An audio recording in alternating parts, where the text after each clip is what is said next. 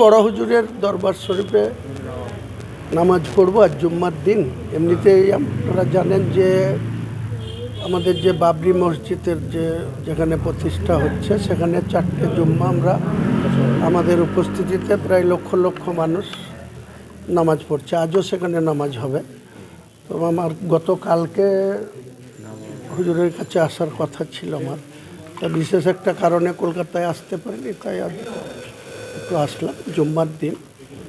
এমনি সৌজন্য এমনি আপনার এখানে বড় হুজুরের দরবারে নামাজ পড়ব, তো হুজুর সাহেব, ভাইজান, নওশাদ সবারই সঙ্গে একটু দেখা করবো।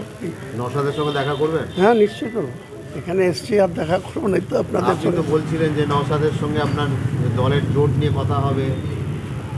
আজকে এসব নিয়ে কোনো কথা না। এখানে তো একটা পবিত্র স্থান, সবাই আপনারা জানেন যে ফুরফুরা শরীফ একটা মুসলিম সমাজের একটা গর্বের জায়গা।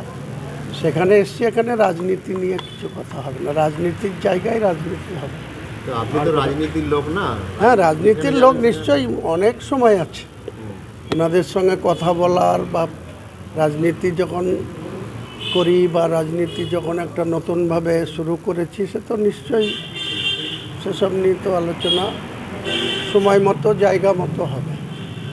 বিশেষ কোনো বার্তা নিয়ে মসজিদের কাজ 10ই ফেব্রুয়ারি থেকে শুরু হবে। একটা ব্যাঙ্গালোরের একটা প্রাইভেট কোম্পানিকে এগ্রিমেন্ট করে দিয়ে দিয়েছি। ওনারা, আমার টার্গেট ছিল 3 বছর, ওনারা বলছে 2 বছরের মধ্যে কমপ্লিট করে দেবে। কবে থেকে শুরু হবে? 10ই ফেব্রুয়ারি। অভিষেক বন্দ্যোপাধ্যায় বলছে আপনি টাকা তুলেছেন মসজিদের নাম করে, মসজিদের নাম দেখে অভিষেক বন্দ্যোপাধ্যায় বলছে। তো অভিষেকের কি, অভিষেকদের সব কিছু অধিকার আছে সংবিধানে। ওর পিসি সরকারি টাকায় 10টা মন্দির করে বেড়াচ্ছে, সেখানে আগে বলুক গা পিসিকে, তারপরে তো আমাকে নিদান দেবে। আমি তো মুসলিম কমের টাকায় মসজিদ করব, তো ওর কি বলার কি অধিকার আছে, বা ওর বলাতে আমার কি যায় আসে? বলছি গতকালকে অফিসে যেটা হলো, ফাইল আরও অনেক কিছু হবে। চোর বৃত্তি যারা করবে তাদের বিরুদ্ধে আইপ্যাকের হোক আর জেল প্যাকই হোক। ওই দিদিই তো নভেম্বরে আমি এইসবের বিরুদ্ধে বলেছিলাম, তখন বলেছিল প্যাক ফ্যাক কিছু থাকবে না।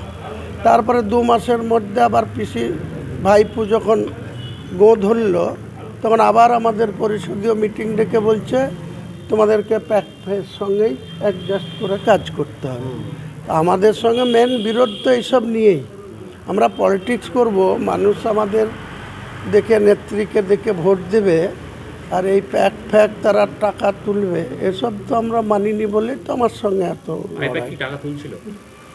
এটা নতুন করে বলার কিছু নেই দাদা, ভালো করে খোঁজ নেন, এদের কাজই হচ্ছে ওটা। আর কিসের জন্য ইডির কি খেয়ে দেয়ে কাজ নাই? ওদের কাছে কেন সকালবেলা উঠে গেছে? ওনাদের কাছে নিশ্চয়ই সেই তথ্য আছে, এভিডেন্স আছে, তবেই না গেছে। সাংবিধানিক